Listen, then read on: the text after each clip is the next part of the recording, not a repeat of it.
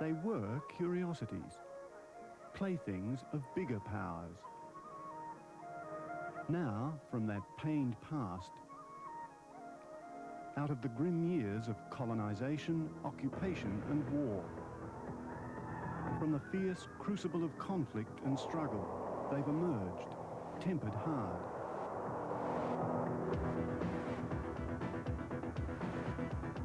They're a new economic force in the world, sacrificing leisure and liberties for future prosperity, taking a region on a roller coaster ride to unimaginable wealth and power. They are the mini-dragons.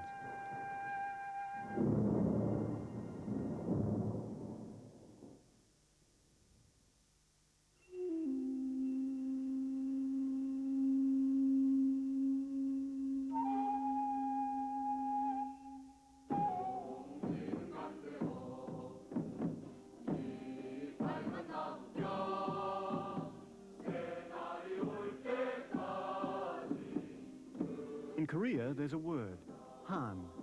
It means resentful acceptance of fate. Through centuries of oppression and decades of occupation, it's a word that has come to characterize a people. Ordinary Koreans are still bitter, but no longer accept their lot as unalterable. They're raising their voices in protest at a present that is as bad as the past.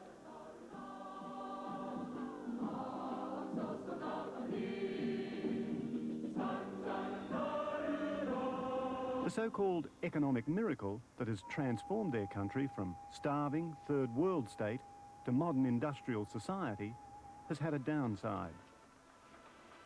It has been bought with the sacrifices of lowly paid workers, at a cost to democratic institutions, and perhaps the highest price of all, the growth of giant companies that have become a law unto themselves.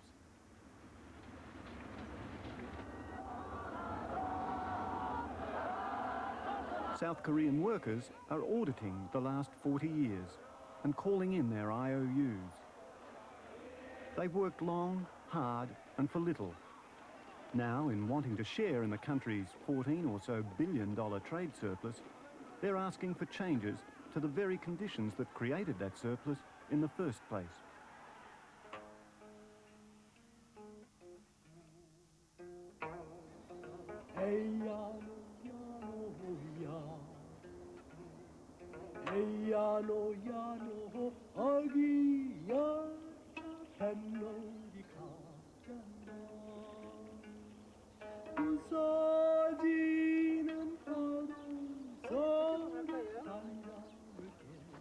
Nothing has ever come easy in Korea. The climate is harsh, the soil unforgiving, the work unremitting. Yet for centuries, people like Kim Byung-rok have somehow managed to eke out an existence. But in the new Korea, Kim and his farm are obsolete. They're not mechanized, computerized, nor export-oriented. In the overall scheme of things, they simply don't figure.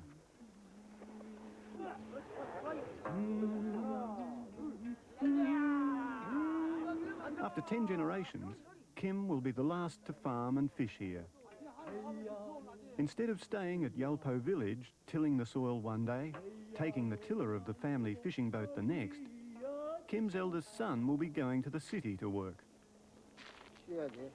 For more than a year, since just before his 17th birthday, Kim's son has been studying 20 hours a day, 7 days a week, for a university entrance exam. My parents expect the most of me because I am the first son. Their dream is for me to become a judge or a lawyer. Now it's my dream, and I won't disappoint them. When Kim's father was going to school, higher education was only for a privileged minority. It is still for a minority. 75% of those who sit for Kim's entrance exam will fail. When he heard that I had been accepted into Korea University, he shouted, "My son, you did well."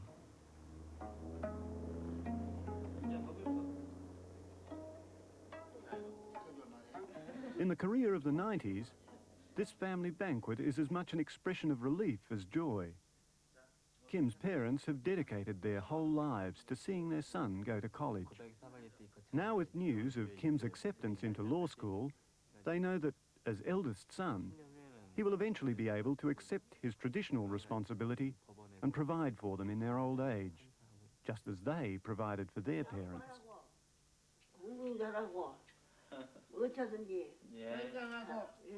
건강하고 몸 건강하고 조심하고 한다고 내 몸 조심하고 거짓말은 들러 오터가 어디 밤에 어디 가지 말고.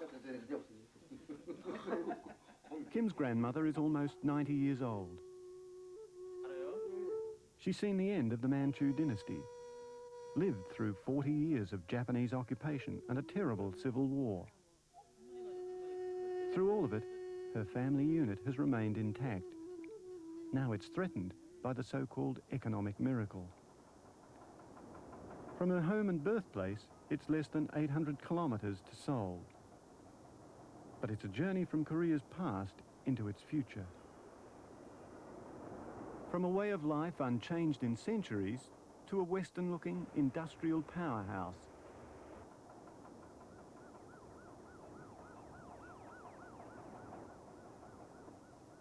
The Games, too, were a chance to show off its capital, Seoul, now the world's fourth largest city.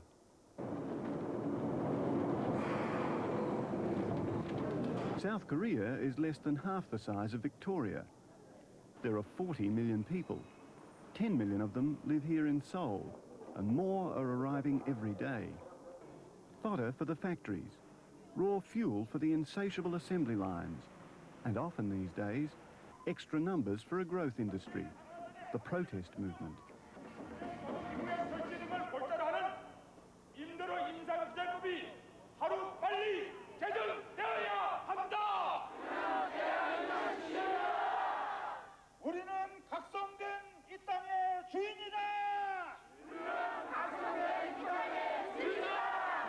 On any given day, there's a demonstration in Seoul.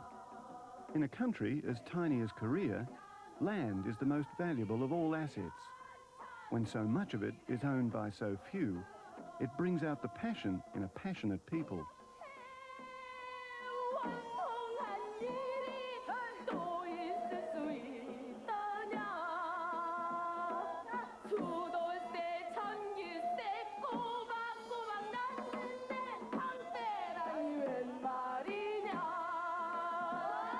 The targets of today's protests are what are known in South Korea as chaebols. The Seoul skyline boasts buildings that house firms like Hyundai, Samsung and Lucky Gold Star, firms which have built Korea's new economic order. Big conglomerates which Koreans refer to by that name, chaebol. Literally translated, it means company with a lot of money. It is not meant in admiration. The money has gone into the pockets of just 30 or so families. Dynasties like the one that controls Korea's sixth largest chaebol, the firm founded by the father of the present chairman, Kim Suk-won. I have a responsibility to survive, never to scratch off the name of Sang-yong from the history book. But it's not just my family. So 25,000, our Sang-yong family, their families. Kim Suk-won presides over a $9 billion conglomerate with wide-ranging interests. What is it? Let the company video explain. Sanyong, built by its workers into a business group of international stature.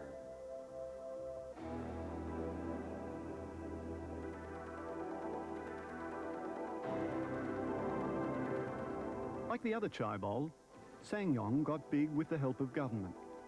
Loans were given at low interest rates, taxes exempted, regulations waived, monopolies allowed. What was asked in return was, industrialize Korea, fast. The chaebol succeeded, too well. Now the government struggles to control the creatures it created. As Kim Suk-won surveys the South Korean countryside from his personal helicopter, it is as a landlord. 75% of South Korea is owned by 6% of the population. The landholders are chaebol bosses, captains of industry. Kim is on his way to meet new members of his crew. They are Sangyong management trainees, and they're learning the company song.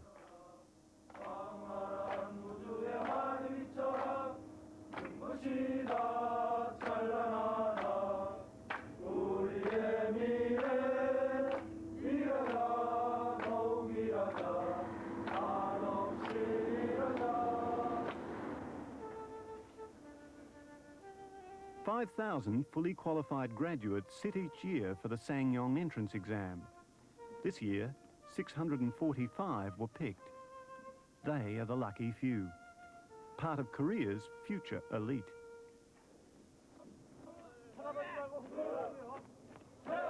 For the rest of their working lives, Sangyong will expect their total loyalty, and get it, and make demands on most of their waking hours, and be given it. And at conferences like this, they'll sing for their supper.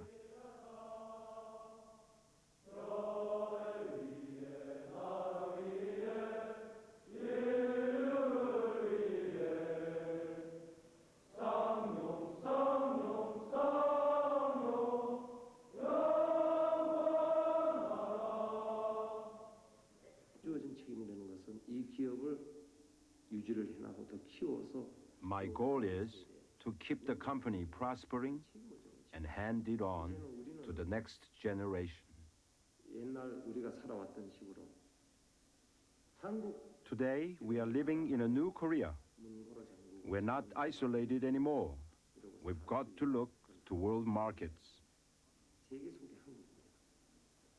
If an enterprise can't make a profit, it has no reason to exist. The enterprise's ultimate goal is to make profit. Across the world, big business is making the same speech. But in few countries is profit attained with such disdain for workers.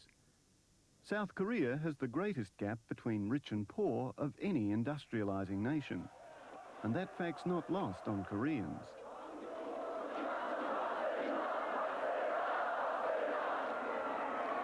The clamour is rising for trade union rights, higher wages and better conditions. And it's all sectors of society that are protesting.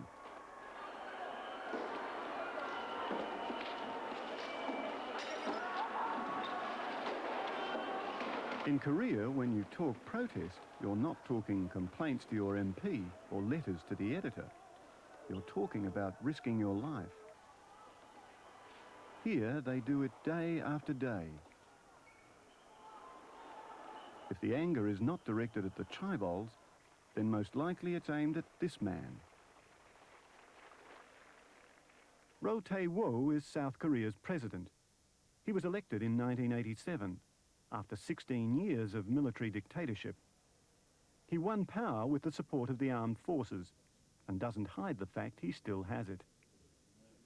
The opposition parties complain, but really have only themselves to blame. It's their constant infighting that makes Roh the only viable choice. And the opposition has to concede that, close as he is to the military, Roh has allowed some reforms. Before his election, unions were illegal. Labour organiser Kwon In-suk, seen here in the early 80s, was among the many who were jailed and tortured. Now she is free, and though constantly watched by government agents, relatively free to spread her message of trade union rights, and something even newer to Korea, women's rights.